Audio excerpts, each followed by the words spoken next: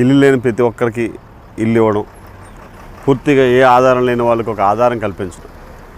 మామూలుగా చూసుకున్నట్లయితే ఈ ఆంధ్రప్రదేశ్ గవర్నమెంట్లో ప్రతి కుటుంబానికి నా అంచనా ప్రకారం ₹1,00,000 అంది ఉంటుంది.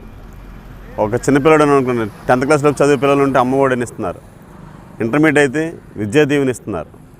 ఈ విధంగా ఒక ముసలోడు ఉంటే అతనికి సంవత్సరానికి పెన్షన్ 30,000 అవుతుంది.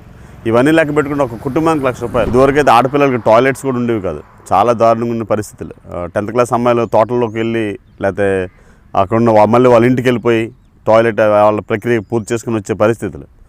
సో అలాంటిది కాకుండా నాడు నేడులో భాగంగా మంచి టాయిలెట్స్ కట్టడం, తర్వాత ఏమో స్కూల్ ఇన్ఫ్రాస్ట్రక్చర్ అంతా డెవలప్ చేయడం వల్ల ఏమైందంటే, సో ప్రైవేట్ స్కూల్కి వెళ్ళిన పిల్లలు చాలామంది ఎందుకు ఆ సపోర్ట్స్ ఇక్కడ దొరుకుతున్నాయి కదా, ఇంగ్లీష్లో కూడా మనకు ఎడ్యుకేషన్ అందుతుంది కదా, గవర్నమెంట్ మనకు అందిస్తున్నారు కదా అని ఆలోచన చేసి, సో ఎక్కువ మంది ఏం చేశారంటే ప్రైవేట్ స్కూల్ పిల్లలు కూడా గవర్నమెంట్ స్కూల్ జాయిన్ అవ్వడానికి అవకాశం వచ్చింది. అయినప్పటికీ కరోనా టైంలో ఆంధ్రప్రదేశ్లో ప్రజలందరూ సంక్షేమం కలిగి సుఖంగా ఉన్నారంటే మాత్రం జగన్మోహన్ రెడ్డి చేసే పథకాలు మాత్రమే. అది మాత్రం తప్పకుండా చెప్పగలం.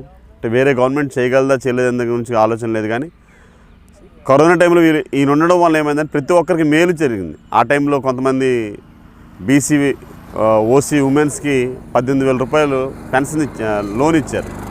లోన్ ఇవ్వడం వల్ల ఏంటంటే పనులన్నీ ఆగిపోయి 6 నెలలు పూర్తిగా అన్ని తలుపులేసి లోపల కూర్చున్నాం. ఆ టైంలో కూడా వాళ్ళు ఏం చేశారంటే చిన్న చిన్న షాపులు పెట్టుకోవడం, టిఫిన్ షాపులు పెట్టుకోవడం, ఆ విధంగా వాళ్ళ లైఫ్లో ఆ 6 నెలలు కష్టంగా గడవలసింది యాజ్ యూజువల్గా వెళ్ళిపోయిందనమాట.